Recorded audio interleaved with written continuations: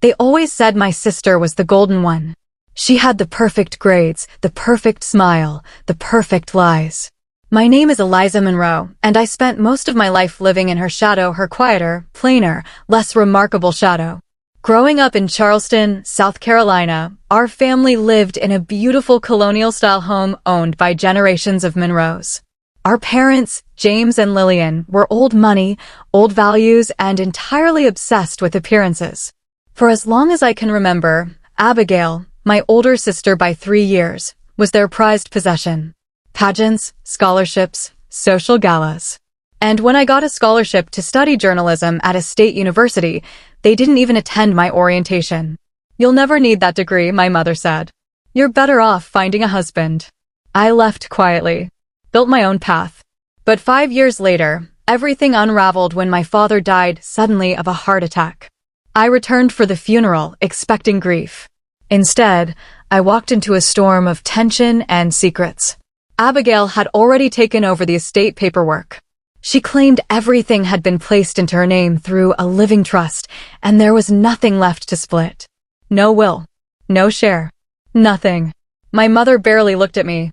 Abigail said, "Dad wanted to protect the family name. You wouldn't understand."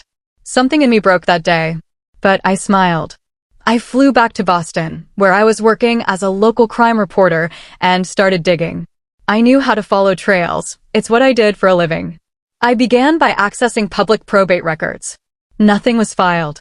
No transfer, no death certificate submitted to the court. That meant the trust Abigail claimed existed had never gone through formal legal channels. It was all being handled privately, which usually meant one thing: concealment. I called an old source at the local Charleston bank and asked discreetly if the Monroe family trust had been updated in the last 6 months. The banker hesitated, then said, "I can't confirm details, but let's just say there's only one active beneficiary." That confirmed it. Abigail had changed the trust. But something was off. Why hadn't my father protected both his daughters? He was flawed, but he wasn't cruel. A month later, a letter arrived in my Boston mailbox. No return address. Inside was a photocopy of an unsigned draft of my father's original will, dated 3 months before his death. It split the estate equally between Abigail and me. The next day, I got a blocked call.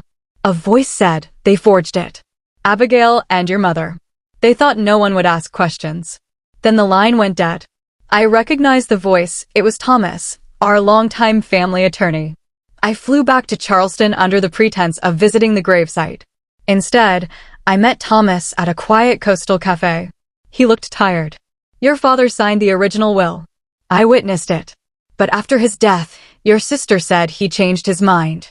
She asked me to destroy the old document and sign off on a new trust. I refused. That's when they fired me." I asked if he kept a copy. He nodded slowly and handed me a flash drive. I shouldn't have, but I knew this day would come.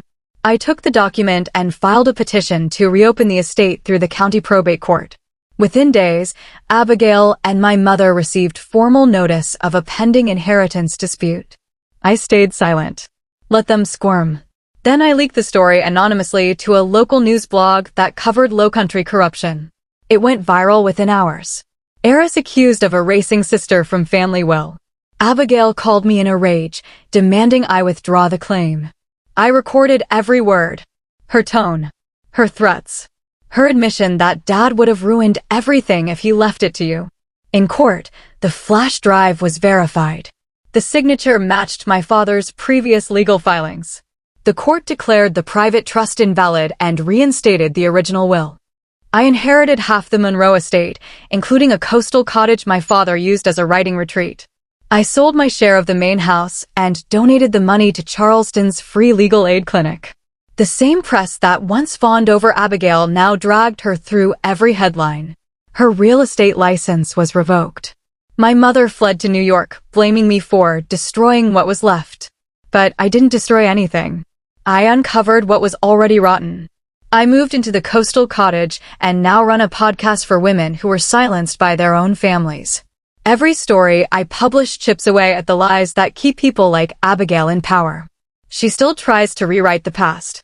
But I own the voice that tells the truth now. If you believe the quiet one can become the loudest voice in the room, and that revenge doesn't always look like rage, hit like and subscribe. We share real feeling stories every day, where silence ends and justice begins.